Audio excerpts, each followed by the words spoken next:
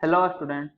आज जो है previous year JEE main oblique AIEEE question number 19 से डिस्कशन स्टार्ट करेंगे। Calculate the wavelength associated with A proton moving at velocity this. तो proton का velocity दिया हुआ है, मास ऑफ प्रोटॉन भी दिया हुआ है, प्लैंक्स कांस्टेंट का वैल्यू भी दिया हुआ है। तो आपको बताना है कि वेवलेंथ क्या होगा अगर प्रोटॉन इतना वेलोसिटी से मूव कर रहा है। तो डी ब्रोगली वेवलेंथ का फॉर्मूला होता है H/mv, H Planck's constant 6.63 into 10⁻⁻34 upon mass of proton 1.67 into 10⁻⁻27 kg और वेलोसिटी 10⁻³ मीटर पर सेकेंड है।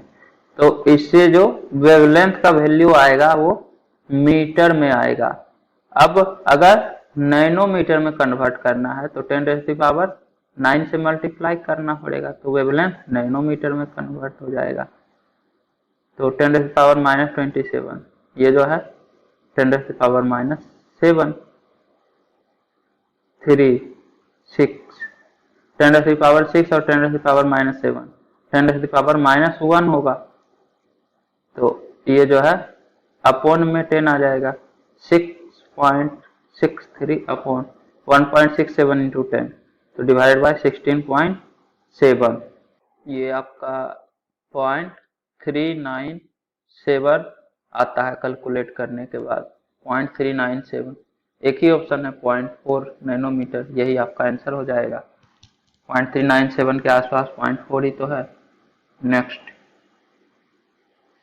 in an atom, a electron is moving with a speed of 600 meter per second with an accuracy of 0.05% certainty with which the position of the electron can be located is। यहाँ पे आपको velocity का error दिया हुआ है और velocity भी दिया हुआ है। तो अनसर्टेनिटी आप बता सकते हैं, डेल्टा भी इक्वल टू 0.005% ऑफ 600, तो 0.005% तो अपॉन 100 होगा परसेंटेज के लिए इंटू 600, तो 0.005 इंटू 6 तो 0.03। ये आपका डेल्टा भी का वैल्यू होगा 0.03 डेल्टा भी। मास ऑफ इलेक्ट्रॉन पता है, हिंसवर्ग अनसर्टेनिटी प्रिंसिपल लगा दीजिए, delta x into delta p equal to H/4 delta x into delta p होगा m into delta b, mass of electron 9.1 into 10⁻⁻31 into delta b 0.03 equal to 6.6 into 10⁻⁻34 upon 4 तो यहाँ से delta x equal to होगा 6.6 into 10⁻⁻34 upon 4 into 0.03 into 10⁻⁻31 into 9.1। इसको जो है solve कीजिए, -31 -3 ये 100 टाइम्स और ये 10 टाइम्स, तो 10⁻³ और 10⁻³ तो ये हो जाएगा 6.6 अपॉन 4 इंटू 3 इंटू 91। ये जो है 3 से 2.2 टाइम्स, 2.2 अपॉन 4 डिवाइडेड बाई 91। इसको जब सोल्व कीजिएगा तो इसका वैल्यू आता है 0.00192। तो इतना मीटर डेल्टा एक्स का वैल्यू होगा, या फिर आप लिख सकते हैं 1.92 into 10⁻³ meter. 1.92 into 10⁻³ option B एक ही ऑप्शन में है, यही अनसर्टेनिटी इन पोजीशन है। Next, the energy required to break 1 mole of chlorine bonds in Cl2 is 242 kilojoule per mole. The longest wavelength of light capable of breaking a single chlorine bond. तो 1 mole chlorine bond को break करने के लिए इतना kilojoule energy चाहिए, मतलब 240 kilojoule per मोल energy चाहिए Cl2 bond को ब्रेक करने के लिए। तो 1 मोल मतलब 6.02 इंटू 10⁻23 इतना पार्टिकल अगर Cl2 का है तो उस Cl2 के बॉन्ड को ब्रेक करने के लिए 242 किलो जूल, मतलब 242 इंटू 10⁻³ जूल, इतना जूल एनर्जी का रिक्वायरमेंट होगा। तो एक पार्टिकल मतलब एक Cl2 का बॉन्ड ब्रेक करने के लिए कितना एनर्जी चाहिए, इसका 6.02 इंटू 10⁻23 इससे डिवाइड कर दीजिएगा तो इतना जूल एनर्जी चाहिए, दिस अपॉन 6.02 इंटू 10⁻23, इसका वैल्यू 242 अपॉन 6.02 इंटू 10⁻⁻20, इतना जूल एनर्जी चाहिए एक Cl2 बॉन्ड को ब्रेक करने के लिए। तो अगर इससे ज्यादा एनर्जी वाला फोटोन अगर रहेगा तब तो Cl2 बॉन्ड ब्रेक ही हो जाएगा, इससे कम वाला रहेगा तो नहीं होगा। अगर इससे ज्यादा एनर्जी है तो उस केस में वेवलेंथ कम होते जाएगा, जितना ज्यादा एनर्जी वेवलेंथ उतना कम। तो लॉन्गेस्ट वेवलेंथ कितना चाहिए, तो मिनिमम इतना एनर्जी चाहिए Cl2 बॉन्ड को ब्रेक करने के लिए, तो इसी के कॉरस्पॉन्डिंग जो वेवलेंथ आएगा वो मैक्सिमम आएगा। इससे कम एनर्जी वाला मतलब वेवलेंथ को बढ़ाना चाहेंगे तो Cl2 बॉन्ड ही ब्रेक नहीं होगा, मिनिमम इतना एनर्जी तो चाहिए ही चाहिए। तो इससे ज्यादा एनर्जी या इसके बराबर, या फिर बोल सकते हैं इससे कम वेवलेंथ या इसके बराबर का वेवलेंथ, इस एनर्जी के करस्पॉन्डिंग जो वेवलेंथ आएगा या इससे कम वेवलेंथ वाला फोटोन जो है वो Cl2 बॉन्ड को ब्रेक कर देगा। तो मैक्सिमम वेवलेंथ इसी के करस्पॉन्डिंग आएगा, इससे ज्यादा एनर्जी वाला लीजिएगा तो वेवलेंथ घटते जाएगा। तो मैक्सिमम वेवलेंथ लॉन्गेस्ट वेवलेंथ ही तो फाइंड आउट करना है। तो ये जो है एनर्जी ऑफ फोटोन होना चाहिए, और एनर्जी ऑफ फोटोन होता है hc/λ, यहाँ से वेवलेंथ आ जाएगा h का वैल्यू दिया हुआ है, नहीं दिया हुआ है तो 6.6 इंटू 10⁻34, ये तो पता ही है Planck's constant 6.6 into 10⁻34, speed of light 3 into 10⁸, तो यहाँ से वेवलेंथ आ जाएगा। वेवलेंथ मीटर में आएगा, सब कुछ SI यूनिट में है तो वेवलेंथ भी SI यूनिट में आएगा। तो वेवलेंथ होगा hc upon energy 6.6 into 10⁻34 into 3 into 10⁸ divided by 242 into 10⁻⁻20, और ये अपॉन में 6.02 तो ये ऊपर चला जाएगा 6.02 10⁻⁻14, और ये 10⁸ है तो -14 प्लस 8 ये 10⁻⁻6 हो जाएगा। तो वेवलेंथ का वैल्यू आएगा 6.6 इंटू 3 इंटू 6.02 अपॉन 242 इंटू 10⁻⁻6, इतना मीटर। अब अगर आप ऑप्शन देखें तो सारा ऑप्शन नैनोमीटर में है, तो 1 मीटर इक्वल टू 10⁹ नैनोमीटर होता है, तो इसको 10⁹ से मल्टीप्लाई कर दीजिए तो जो वैल्यू आएगा वो नैनोमीटर में आएगा। तो वेवलेंथ का वैल्यू आएगा इतना नैनोमीटर, ये आपका 10⁻³ होगा। तो इतना into 1000 upon 242, 6.6 into 3 into 6.02 into 1000 divide by 242। Calculate करने के बाद इसका वैल्यू आता है 492, इतना नैनोमीटर मैक्सिमम वेवलेंथ चाहिए 492। ऑप्शन डी 494 होगा। क्यों? क्योंकि यहाँ पे देखिए h का वैल्यू दिया हुआ नहीं था, h का एग्जैक्ट वैल्यू होता है 6.626, लेकिन हम अप्रोक्सीमेट वैल्यू लिए हैं तो अप्रोक्सीमेटली आंसर सेम आएगा, एग्जैक्ट नहीं आ पाएगा, तो इसलिए 494 वाला आंसर आपका करेक्ट है, ऑप्शन डी।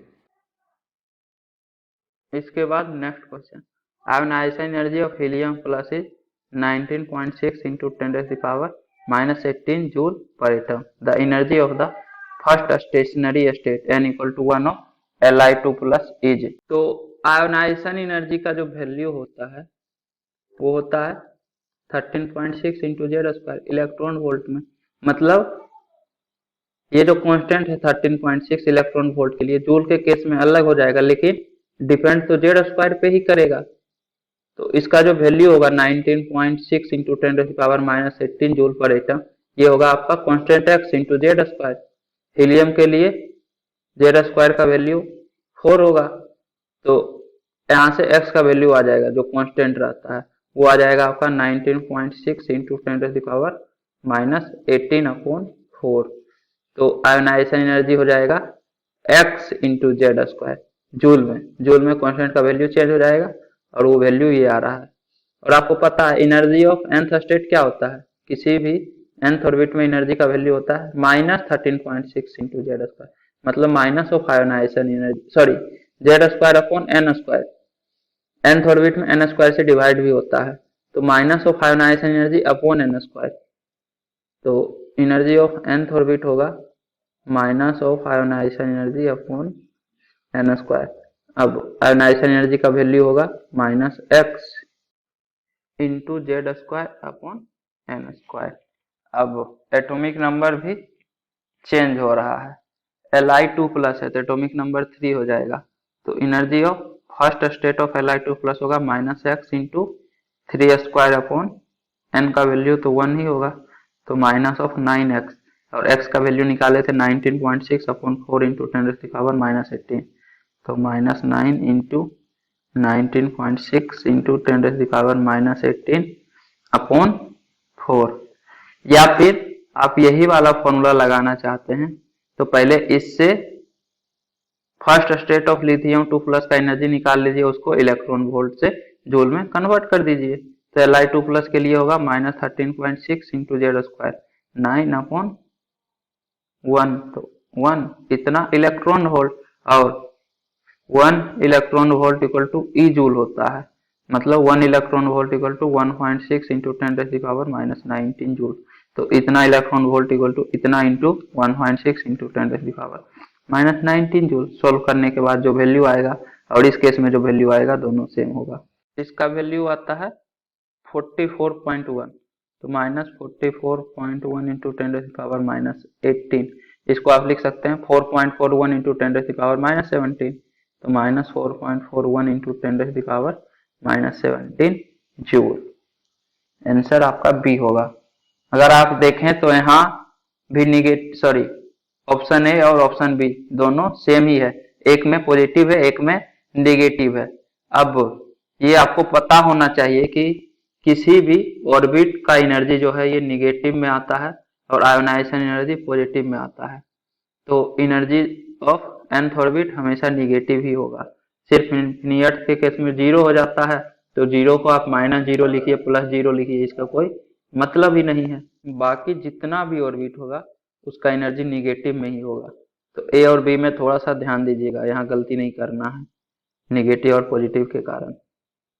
आप चाहें तो इससे भी चेक कर सकते हैं, 13.6 इंटू 9 इंटू 1.6, इसका वैल्यू आता है 195.84 इंटू 10⁻19, तो यहाँ से 1.958 इंटू 10⁻17 जूल होगा, जो कि मैच नहीं करेगा। मतलब आप इस वाले फॉर्मूले से नहीं निकाल सकते हैं कि Li2 प्लस का फर्स्ट ऑर्बिट में एनर्जी निकाल लेते हैं जो फॉर्मूला है, और इलेक्ट्रॉन वोल्ट में आएगा उसको जूल में कन्वर्ट कर देते हैं। इसके लिए आपको ये भी चेक करना पड़ेगा कि हीलियम प्लस का जो आयोनाइजेशन एनर्जी दिया हुआ है ये इस फॉर्मूला से आ रहा है सटीक क्या? आयोनाइजेशन एनर्जी होगा 13.6 इंटू 4, इतना इलेक्ट्रॉन वोल्ट। इसको आप जूल में कन्वर्ट करने के लिए 1.6 इंटू 10⁻19 से मल्टीप्लाई कीजिएगा। इसका भी वैल्यू 19.6 इंटू 10⁻18 नहीं आ रहा है, मतलब इस फॉर्मूला से आ रहा है 87.04 इंटू 10⁻19, तो 8.7 इंटू 10⁻18 जूल हो रहा है। तो देखिए कितना कम है, लगभग इस फॉर्मूला से जितना आना चाहिए उसका 2.2 टाइम्स होगा ये, लगभग 19.6 डिवाइडेड बाय 8.7, 2.25 टाइम्स आ रहा है। मतलब इस फॉर्मूला से जो आंसर आएगा उसको 2.25 टाइम्स आपको मल्टीप्लाई करना पड़ेगा, कांस्टेंट तब ना बराबर होगा। जो आपका दिया हुआ है इस फॉर्मूला के अकॉर्डिंग उसका 2.25 टाइम्स दिया हुआ है आयोनाइजेशन एनर्जी, तो लिथियम 2 प्लस का जो आएगा इस फॉर्मूला से उसको भी 2.25 टाइम्स आपको मल्टीप्लाई करना पड़ेगा। ये आ रहा है 1.99 इंटू 10⁻17, इसको 2.25 जब कीजिएगा तब जाके ये लगभग आपका 4.41 आएगा। तो ये टर्म भी आपको कैलकुलेट करना पड़ेगा। इन जनरल फॉर्मूला से जो वैल्यू आता है वही वैल्यू दिया हुआ रहता है कांस्टेंट के टर्म में, यहाँ पे नहीं दिया हुआ है तो आपको इसी के टर्म में लिखना पड़ेगा। बाकी आप जहां भी देखें तो वो मैच कर जाता है लगभग, यहाँ नहीं कर रहा है तो जितना का डिफरेंस आ रहा है जितना टाइम्स का उतना टाइम्स आपको आंसर इस फॉर्मूला से जो आएगा उसमें मल्टीप्लाई करना पड़ेगा, तब आपका करेक्ट आंसर आएगा। तो उससे बेटर है कि इसी के अकॉर्डिंग कर दें। बस ये देखें कि किस पे डिपेंड करता है, जेड स्क्वायर पे आयनाइजेशन एनर्जी डिपेंड करता है और Z square upon N square पे किसी भी एलिमेंट का energy of nth orbit depend करता है, और उसके साथ एक कांस्टेंट रहता है तो वो कांस्टेंट ऑफ x निकाल लीजिए, ionization energy equal to x into Z square, x निकल जाएगा, फिर एनर्जी ऑफ nth ऑर्बिट हो जाएगा minus ionization energy upon N square, और आयनाइजेशन एनर्जी होगा x into Z square. x का वैल्यू पता है, एटॉमिक नंबर लिथियम के केस में 3 हो जाएगा, हीलियम के केस में 2 होगा, हीलियम प्लस के केस में। इसके बाद नेक्स्ट क्वेश्चन है, एक gas absorbs a photon of 355 nanometer and emits at 2 wavelengths. If one of the emission is at 680 nanometer, the other is at। तो मान लीजिए कि आपके पास एक गैस सिंपल है, ये जो है 350 नैनोमीटर वेवलेंथ का फोटोन एब्जॉर्ब करता है और 2 फोटोन इमिट करता है। एक का वेवलेंथ है 680 नैनोमीटर और एक का मान लीजिए कि लैम्डा वेवलेंथ का फोटोन इमिट करता है, तो ये लैम्डा का वैल्यू आपको बताना है। तो जितना एनर्जी ये एब्जॉर्ब करेगा उतना एनर्जी ये इमिट करेगा, तो energy of photon corresponding to 350 nanometer equal to energy of photon corresponding to 680 nanometer plus energy of photon corresponding to lambda nanometer। तो एनर्जी ऑफ फोटोन क्या होता है, H C upon wavelength. Wavelength आपका meter में होना चाहिए, तो सब में वेवलेंथ मीटर में होना चाहिए, फाइनली ये कट ही जाएगा, तो नैनोमीटर में ही लिख दीजिए, कोई फर्क नहीं पड़ता है, फाइनली ये कैंसिल आउट ही होना है। Similarly H C upon 680 plus H C upon lambda, तो इस केस में जो वेवलेंथ आएगा वो भी नैनोमीटर में ही आएगा, चाहे तो आप सबको मीटर में कन्वर्ट कर दीजिए। अगर लेमडा नैनोमीटर का वेवलेंथ इमिट होता है तो दिस अपॉन दिस प्लस सब लेमडा जो है नैनोमीटर में, कोई दिक्कत नहीं है, मीटर में कन्वर्ट कीजिएगा तो सबको 10⁻⁹ से मल्टीप्लाई करना पड़ेगा, तो 10⁻⁹ फाइनली कैंसिल आउट होना ही है, एच सी कैंसिल आउट हो जाएगा, तो 1/355 इक्वल टू 1/680 प्लस 1/λ, तो यहाँ से 1/λ इक्वल टू होगा 1/355 माइनस 1/680,